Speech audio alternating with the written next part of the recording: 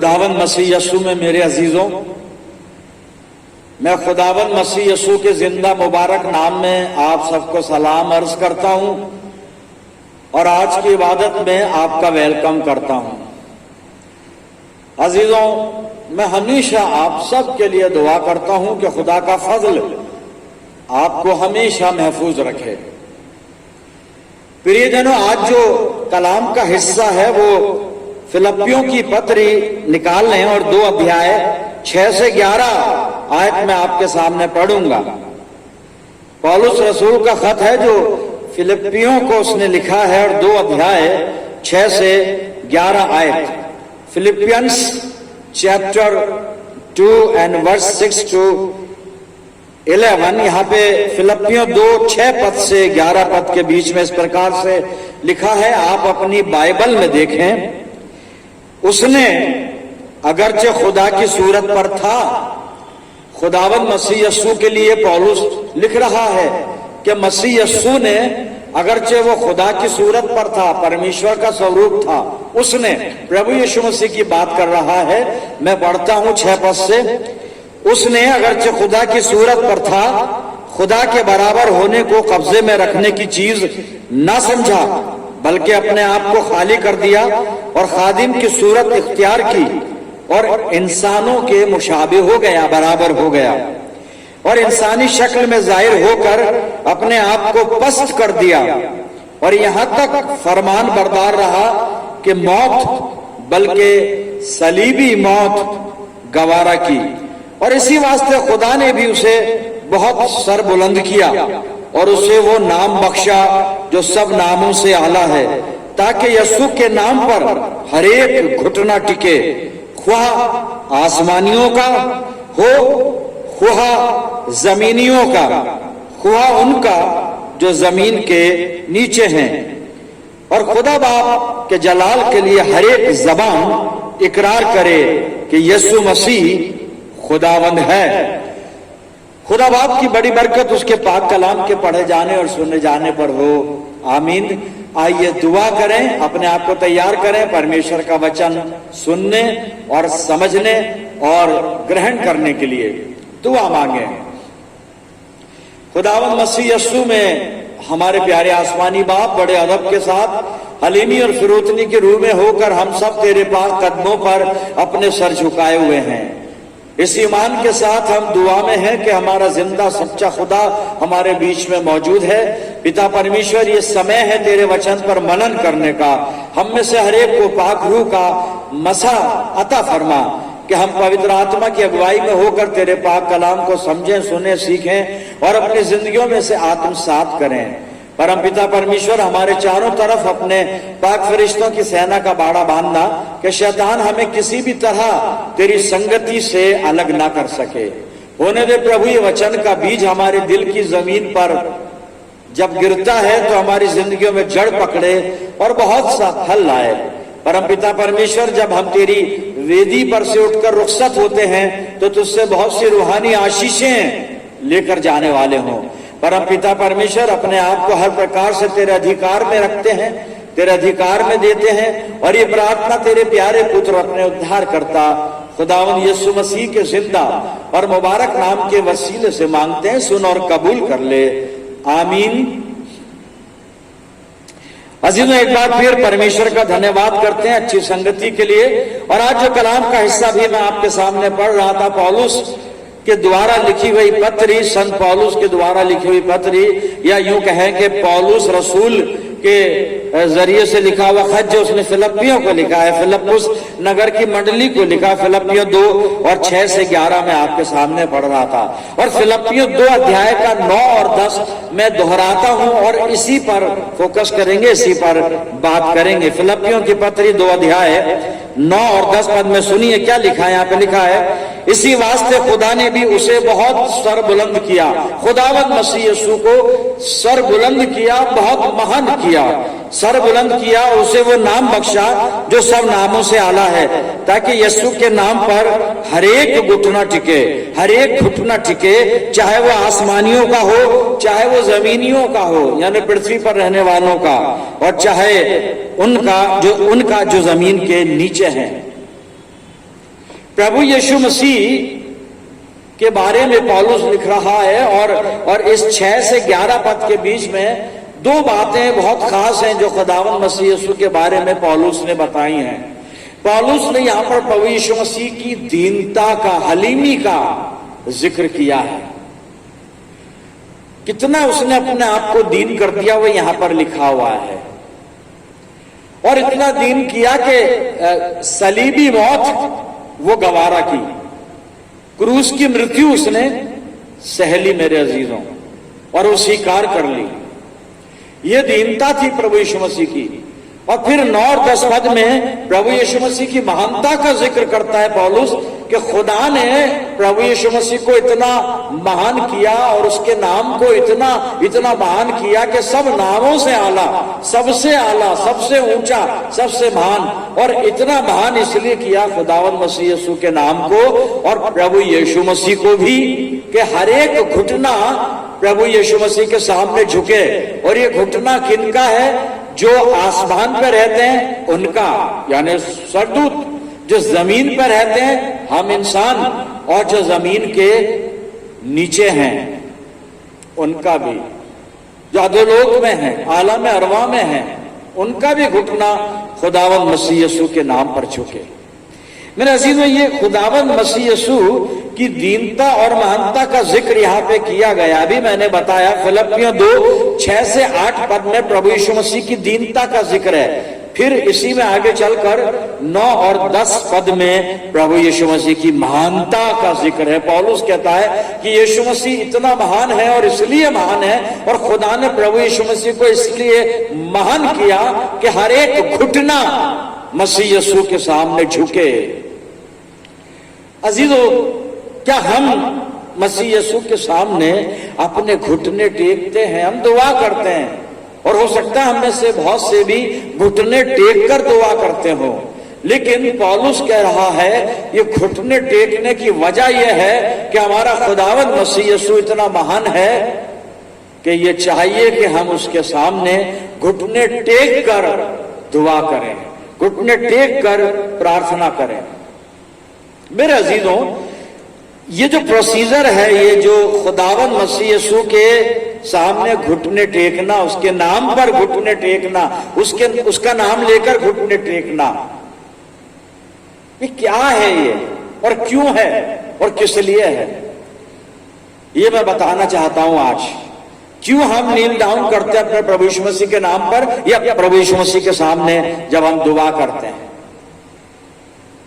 वो इसलिए करते हैं मेरे अजीजों, क्योंकि ये परमेश्वर की इच्छा है, ये खुदा ने भविष्यवाणी की है, प्रोफेसी की है।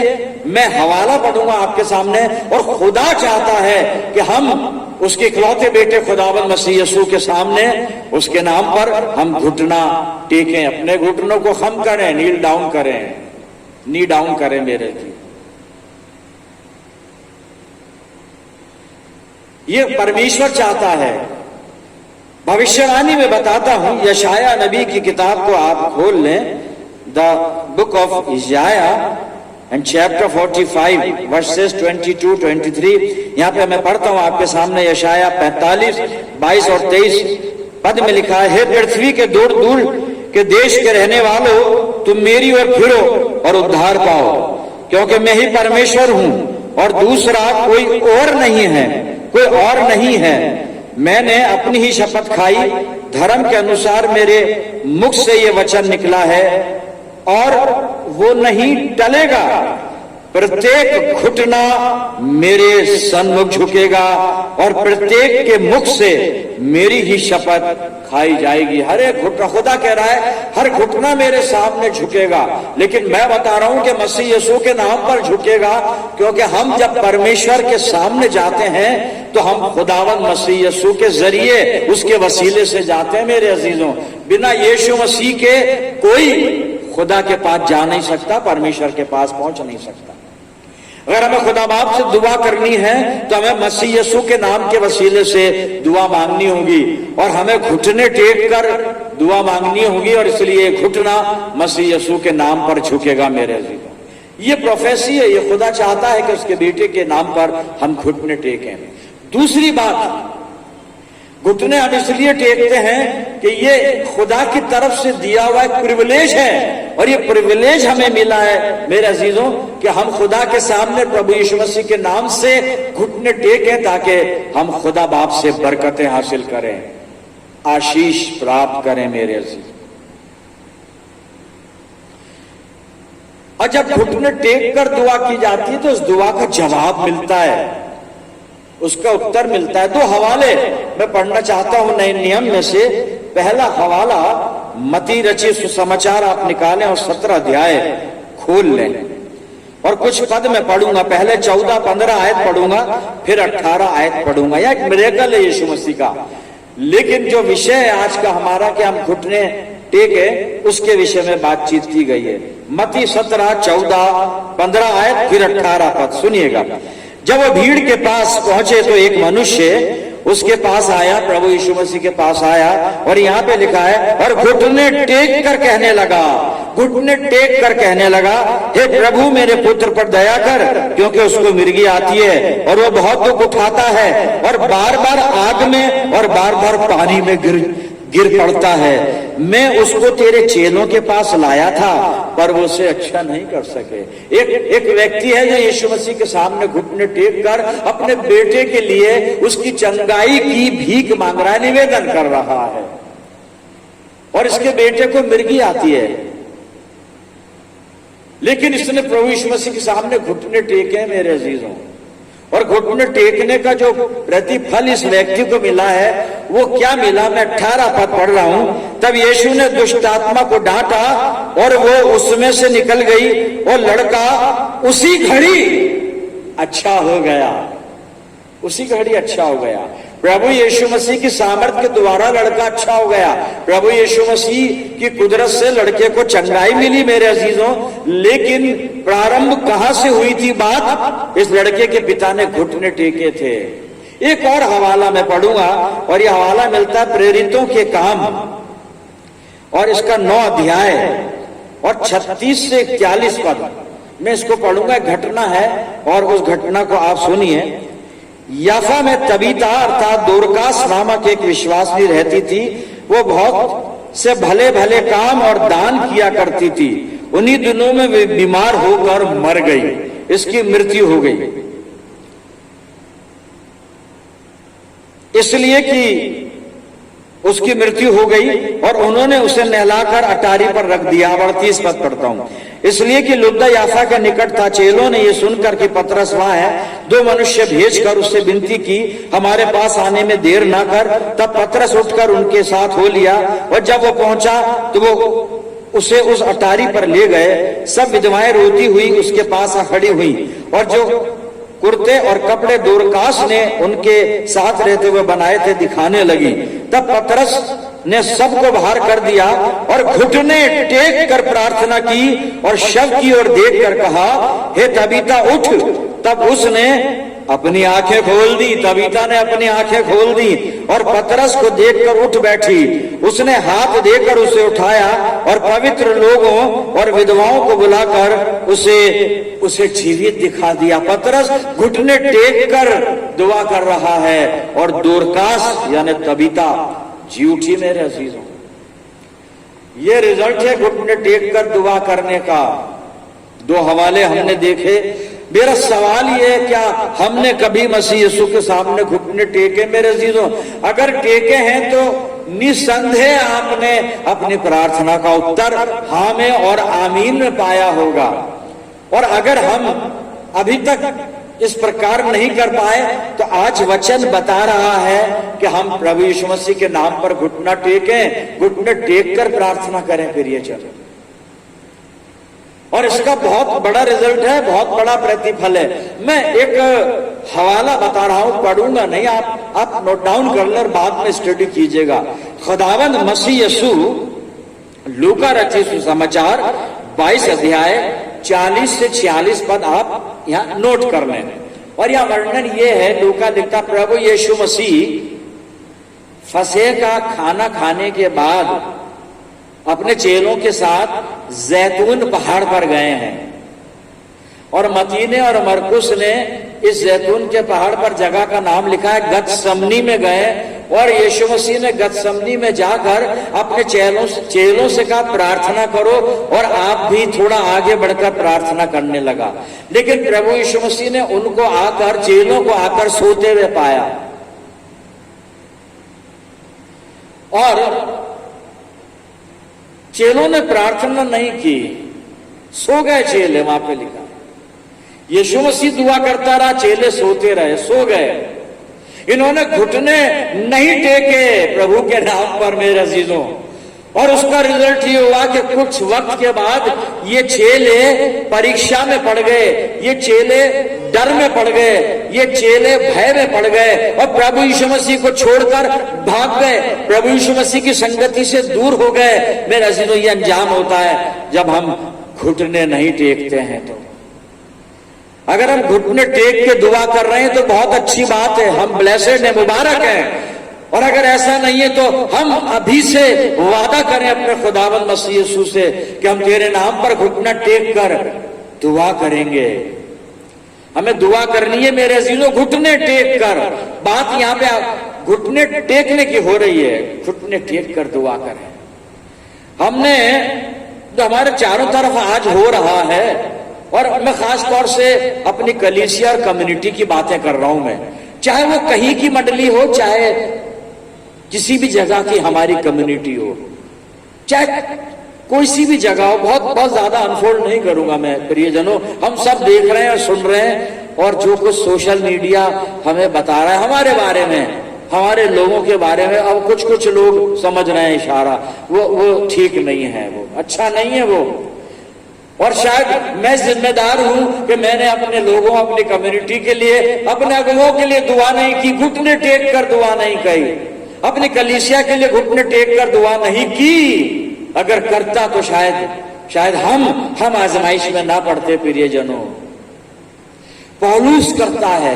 पौलुस क्या कहता है? एक जगह मैं इफिसियों की पत्री खोल रहा हूं, और 3 अध्याय, जब दुआ घुटने नहीं टेके जाते, अभी चेलों का हश्र हमने देखा, डरे, प्रभु यीशु मसीह दूर हो गए, पतन हो गया इनका, पतन में पड़ गए, डाउनफॉल हो गया, प्रभु यीशु से दूर हो गए, मेरे से भागना पड़ा इन्हें छोड़कर। जब यीशु मसीह को गिरफ्तार किया है तब हम ऐसा ना करें, खुदा ना करे कि ऐसी घड़ी हमारे जीवन में आए कि हमारे आत्मिक जीवन का पतन हो जाए। भले घुटने टेक के दुआ करें। पौलुस कर रहा है जी, इफिसियों 3 और 14 से 16 पर सुनिएगा। मैं इसी कारण उस पिता के सामने घुटने टेकता हूं। किस कारण? कलीसिया के लिए दुआ कर रहा है, ये मंडली के लिए दुआ कर रहा है, ये विश्वासियों के लिए दुआ कर रहा है, घुटने टेक कर दुआ कर रहा है। जी मैं पढ़ता हूं उसको। मैं इसी कारण उस पिता के सामने घुटने टेकता हूं जिससे स्वर्ग और पृथ्वी पर हर एक घराने का नाम रखा जाता है, कि वो अपनी महिमा के धन के अनुसार तुम्हें ये दान दे कि तुम उसके आत्मा से अपने भीतरी मनुष्यत्व में सामर्थ्य पाकर बलवंत होते चले जाओ, बलवंत होते जाओ। कलीसिया के लिए दुआ कर रहा है पौलुस, घुटने टेक कर कि कलीसिया रूहानी जिंदगी में बलवंत हो जाए, बलवंत हो जाए।